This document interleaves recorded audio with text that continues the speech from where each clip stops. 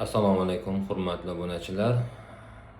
Bugungi salomatlikka oid bo'lgan mavzuyimizni demak, kunlik yog' miqdori, qanaqa yog' iste'mol qilishimiz kerak? O'simlik yog'imi yoki hayvon yog'imi degan savolga javob beramiz. Bu hammaga juda ham qiziq degan deb bilaman. Sababi juda ko'p kuzatishlarimga qaraganda hammamiz noto'g'ri yog' iste'mol qilamiz.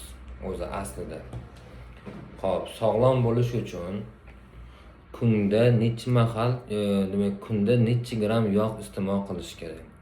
Bir kunda sog'lom bo'lishlik uchun kishi 20-30 gram miqdorida hayvon yog'larini iste'mol qilish kerak. Xo'p, demak, hayvon yog'i bilan o'simlik yog'ini farqini tushuntirib beraman. Hayvon yog'i, xo'p, demak, to'yingan yog' bo'ladi. O'simlik yog'i esa, demak, bu to'yinmagan yog' bo'ladi. Xo'p, ikkalovini farqini tushuntirib beraman. Demak, to'yingan yog' degani bu demak quvvat ko'proq bo'ladi, singish tezroq bo'ladi va foydali taraflari ham ko'proq bo'ladi. Endi demak, to'yinmagan yog' bo'lsa, uni ham foydasi ko'p, lekin to'yingan yog'chalik emas. Tushuntira oldimmi? Demak, to'yinmagan yog'ni foydasi bor, lekin o'sha hayvon yog'iga qaraganda uni foydali taraflari kamroq. Ko'proq demak o'sha parhez uchun deyishadi. O'zi aslida unaqa emas. Ko'proq demak bizani O'zbekiston sharoitida demak paxta yog'i, keyin demak o'sha pistadan olingan yog' ko'proq qo'llaniladi. Demak o'sha kunga boqar moyi deyiladi, yog'i deyiladi. Shuni tushuntirib beray. Demak, hozirgi vaqtda olinayotgan bu ijtimoiy tarmoqlarda, Instagramda, Telegramda va mana bu demak Google akkauntlarida ham yozsangiz chiqadi. Juda ham demak kanserogen moddalar, ya'ni inson tanasiga toksik ta'sir qiladigan moddalar qo'shiladi, shundan yog' olinadi. Keyingisi bu margarin, eng iflos bo'lgan mahsulotga kiradi. Demak, bu o'sha trans yog'lardan tayyorlangan, ya'ni sun'iy yog'lardan tayyorlangan bo'ladi margarin. Margarin eng adxod narsadan qilinadi, lekin biz uni sevib somsada yopamiz, nonlar qilamiz, qatlamalar qilamiz, pishiriqlar pishiramiz. Bu tabiiyki bu bizani demak o'sha genimizgacha, insonni urug'igacha ta'sir qiladi bu. Demak o'sha trans yog'lar va uni tarkibidagi moddalar va undan tashqari demak o'sha kunga boqardan olingan yog' yoki paxtadan olingan yog'lar nima qilar ekan? Insonni urug'i, ya'ni uni genigacha ta'sir qiladi. Shuning uchun bizda nima ko'p? Rak ko'p, yurak kasali ko'p, diabet ko'p, odamlar korobkalab dori ichadi, foyda ko'rmaydi. Nimaga? Yeyotgan yog'i o'zi iflos. Keyingisi bu yana nimada desa, insonni naslini buzadi. Odamlar farzand ko'ra olmayapti. Qiz bolalarda hali turmushga chiqmasdan turib ayollik kasallari bor. O'g'il bolalarda hali turmushga chiqmasdan turib erkaklik o'sha haligi erkaklik a'zolarida kasalliklar bor. Bular juda ham kattakon ofat o'zi. Juda ham yaxshi narsa emas. Shuning uchun nima qilish kerak deydigan bo'lsa, birinchi o'p tushuntiraman. Bizani 50 yil, 60 yil yoki 100 yil oldin ko'pchilik demak o'sha paxta yog'ini iste'mol qilgan va unga qo'shimchasiga hayvon yog'ini qo'shishgan. Demak, qo'y yog'i yoki molli moyini almashtirib, demak omiqda qilib iste'mol qilishgan. Demak, porsiyasi to'g'ri bo'lgan uni. Tushuntira oldimmi? Uni porsiyasi to'g'ri bo'lgan. Ham iste'mol qilayotganda aralash moy kirgan. Ya'ni ham o'simlik yog'i kirgan, ham hayvon moyi kirgan. Endi savol tug'iladi, qaysi yog' foydali? Bizani Ibn Sino tib qonunlarini 2-kitobida lahm deb keladi. Kimda o'sha kitob bo'lsa o'qisin, yo'q bo'lsa demak topib o'qisin o'sha kitobni. Sharq nashriyotida chiqqan. O'sha tib qonunlarini 2-kitobida lahm degan joyi bor. Lahmda demak o'sha etga nisbatan aytiladi, go'shtga o'sha yerda aytilgan eng yaxshi go'sht deb demak o'sha qo'chqor go'shtini, qo'y go'shti maqtanilgan. Bu meni gapim emas, o'sha kitobda shunaqa deb nima yozilgan. Undan tashqari yovvoyi parrandalarni maqtagan, yovvoyi hayvonlarning go'shtini Ibn Sino ustozimiz juda ham ko'p maqtaganlar. Endi bizning sharoitda bor bo'lgan demak o'sha bu haligi qo'y go'shti deymiz yoki demak o'sha qir atirlarda boqilgan demak shu o'zimizni jaydari molni go'shti juda ham shifobaxsh deymiz. Lekin kuzatishlarimizga qaraganda hayvonga ham, demak shu molga ham, qo'yga ham juda ko'p demak gormonlar, antibiotiklar qilinadi. Buni demak tabiiyki inson so'yib yeydi va so'ygandan keyin go'shtini biz iste'mol qilamiz. Unda ham demak o'sha ozmi ko'pmi zararlari bor. Lekin umumiy olib qaraganda bizada oftob yaxshi, quyosh zo'r, shuning uchun o'zimizning mahalliy go'shtlarni foydasi ko'proq deb bilaman men. Misol uchun xoh u molli go'shti bo'lsin, xoh demak shu qo'y go'shti bo'lsin. Endi ko'p odam o'zicha aytadi, molli go'shti kasallik chaqiradi, demak qo'y go'shti insonga davo bo'ladi degan gap gapirishadi. Endi aslini olib qaraganda bizani O'zbekistondagi molli go'shti ham demak shu qo'yni go'shti bilan baravar kuchi. Ayniqsa men ko'rganim Surxondaryodagi Boysunda, misol uchun o'zim ko'rganman. Yana misol uchun Buxoroda yoki Qashqadaryodagi Jaydari o'sha joyi o'zini molli go'shti, demak shu qo'y go'shti bilan baravar. Yesiz terlab ketadi, juda ham ko'p kuch beradi. O'shaning uchun hamma sharoitiga qarab ish qilish kerak, lekin ko'proq demak shu qo'y go'shtini yegan ma'qulroq. Oxirgi dunyo olimlari Amerikada mana tadqiqot qilishdi, hozir kompyuterda o'qib o'tiribman. Rossiyada tekshirishgan, Moskvada, Angliyada, Amerikada ko'p tadqiqotlar bo'lgan, qaysi go'sht foydali deb. Shunda demak ko'proq mana bu demak qo'y go'shtini sanab o'tishyapti. Chunki temir moddasi ko'p, tez singadi, yumshoq, latif bo'lganga kiradi. Endi yog' masalasiga keladigan bo'lsa, ko'proq demak biz ham maslahat beramiz. Demak shu qo'yni dumbasi, o'zimizning jaydari qo'yi dumbasi juda ham shifobaxsh. Demak qo'y go'shtida zararli xolesterin bo'lmaydi. Do'stlar, qo'y go'shtida zararli xolesterin bo'lmaydi. 3-marotaba aytaman, qo'y go'shtida va uni yog'ida zararli xolesterin bo'lmaydi. Demak, quyonda ham xuddi shunaqa, tovuqda ham shunaqa. Faqat bu xonaki tovuq, quyonlar to'g'risida gap ketyapti. Lekin haligiani geni o'zgartirilgan tovuqlar bor, to'g'rimi? Haligiani geni o'zgartirilgan ular bo'lmaydi. Bizaga o'zimizning jaydari zaynetma. Keyin aytaman. Bizaga o'zimizning jaydari tovuq, uyda boqilgan tovuqning go'shti juda ham foydali. Demak, tovuqdan olinadigan moyam, yog' bo'g'in kasalliklarida, teri kasalliklarida juda ham shifobaxsh. Bu Abu Bakr Ar-Roziyning kitoblarida kelgan va hozirgi tibbiyotda mana bu kompyuterimizda o'qib o'tiribmiz. Juda ham ko'p xastaliklarga tovuqning yog'ini ham maqtab o'tishgan. Bizda endi ko'proq ikkita demak go'sht iste'mol qilinadi. Qo'y go'shti bilan mol go'shti va qo'y yog'i bilan mol yog'i iste'mol qilinadi. Shuni inobatga olib bir narsani ta'kidlab o'taman.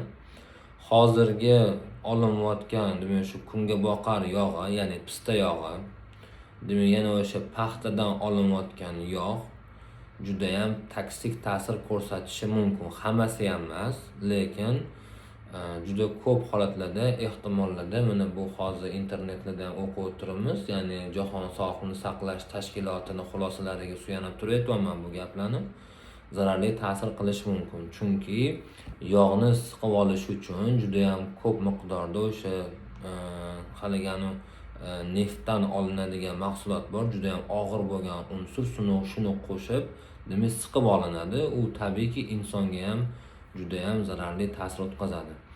Sizda deylik jigaringizni yog' bosgan, serrozsiz, onkologiya, davleniya, soch to'kilishi, ko'z xiralashishi, juda ko'p kasalliklar sanab o'tdik. Mana shularning sababi mana shu yeyotgan yog'ni tarkibidagi moddalar bilan bog'liq bo'lishi ham mumkin.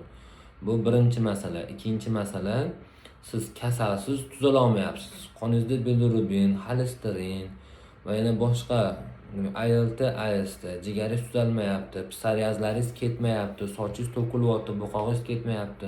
Mana bular ham yeyotgan yog' bilan bog'liq. Endi nima qilish kerak? Qanaqa yog' ishlatish kerak desa, sariyog'ga ovqat qilib. Sariyog'ga yoki-da sariyog' bilan birga sariyog'da shunday quyuq suv ovqatingizni ham birga, demak shu qo'yni dumbasidan olingan yog'da ovqat qiling.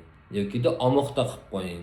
Masalan, deylik, yarim kilo demak o'sha paxtaga yarim kilo demak o'sha qo'yni dumbasini yog'ini aralashtirib qo'yib qo'ysa ham bo'ladi, aralashtirib qo'ysa ham bo'ladi. Endi yog'ni ko'p iste'mol qilish xolesterinni ko'tarmaydi har doim. Shuni esingizdan chiqarmang. Har doim yog'ni ko'p iste'mol qilish yoki yog'li narsani yeyish o't qopi, ya'ni qonda xolesterinni ko'tarmaydi. Qachonki ko'tariladi desa, yog' yeyishga mukkasidan ketgan odamlar bir xilli yog'ni shunaqangi yeydi. O'zim ko'rganman, ertalab ham yog'liq, obedda ham yog'liq, kechqurun ham yog'liq. Juda ham ko'p yog' yeydigan odamlarda oxiri jigari ishdan chiqadi, o't qoplari buziladi. Kunlik normangizni o'zingizga mo'ljal qilib oling. 30 gram, 30-40 gramgacha yeng mayli.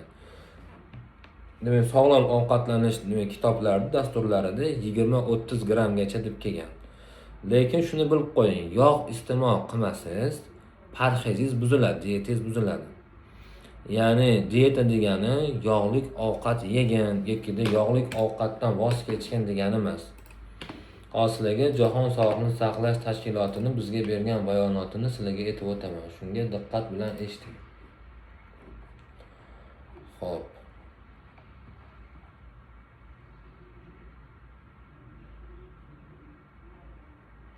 Juda kam yog'li ovqatlar iste'mol qilinsa, safro dimlanadi, ya'ni o't qopi dimlanadi, hazm buziladi. Shuning uchun ertalab sariyog', yoki o'sha qaymoq yoki shunga o'xshash narsalar yeyish kerak. Yog'li yoki hali durda deydi, do'lta deydi, vodiyda. Ana shu narsani yeyish kerak. Yog'lik narsa bilan ertalab taomlanish kerak. Chunki o't qopi yog'ni parchalash uchun ko'p safro chiqaradi. O't qopi zo'r ishlaydi. O't qopi zo'r ishlaydi degani jigari toza bo'ldi degani, ichaklari zo'r ishlayapti degani, qon tomirlari toza bo'ldi degani, rangingiz tozalandi degani. Mana shunaqa ma'nolar bildiradi. Endi xolesterinni doimo ko'tarilishi yog'li ovqatga bog'liq emas. Qalqonsimon bez bunga kattakon rol o'ynaydi. Chunki qalqonsimon bez hazm jarayonlariga ham javob beradi. Ya'ni metabolik jarayonlarni tartibga soladi. Keyingisi bu demak genetika bilan bog'liq bo'lishi mumkin. Ikkinchisi bu demak sahar, diabet. Demak yana bir sabab bu kam harakatsizlik. Yedingiz, ichdingiz, sarf qilishingiz kerak. Demak umumiy xulosa,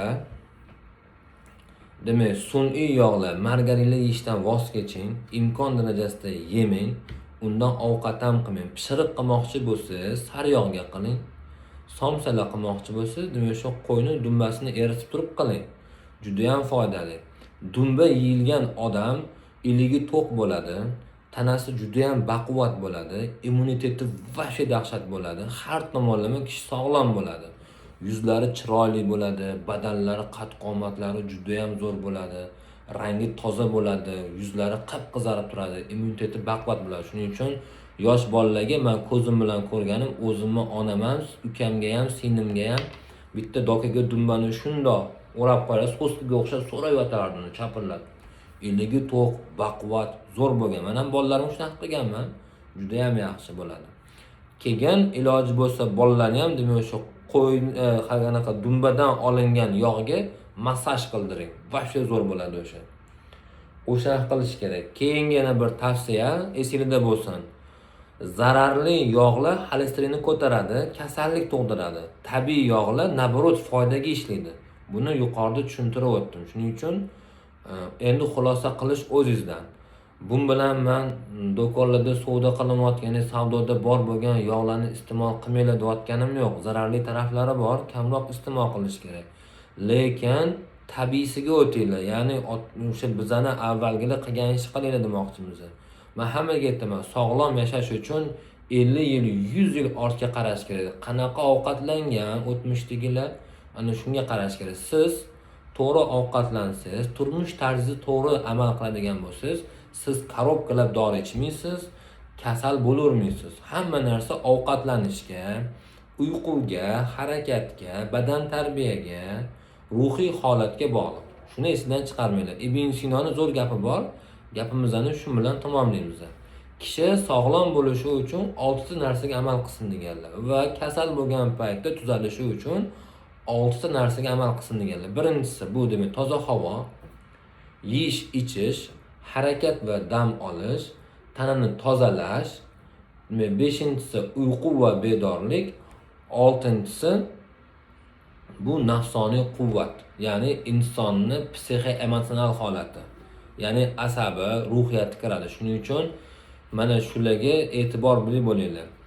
Birinchi o'ringa toza havoni qo'ydilar, ikkinchi o'ringa yeyish ichish qo'ydilar. Shuning uchun to'g'ri va tartibli o'zingizni ishingiz, mijozingiz, sizni holatingizdan kelib chiqib turib taomlanishingiz kerak bo'ladi. Mana shunda demak sog'lom hayotni yo'lga qo'ygan bo'lasiz.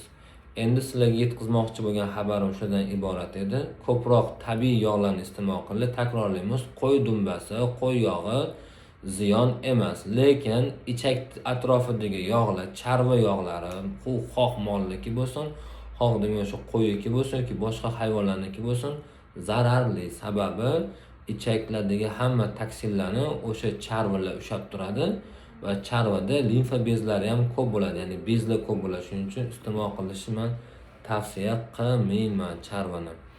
Lekin qo'y dumbasi, yana demak o'sha yana aytadigan bo'lsak, sariyog', qo'y dumbasi, tovuq go'shti, quyon go'shti juda ham shifobaxsh. Undan tashqari o'rdeni ham ko'p yeyish kerak, g'oz go'shtini yeyish kerak, aralash ovqatlanish kerak.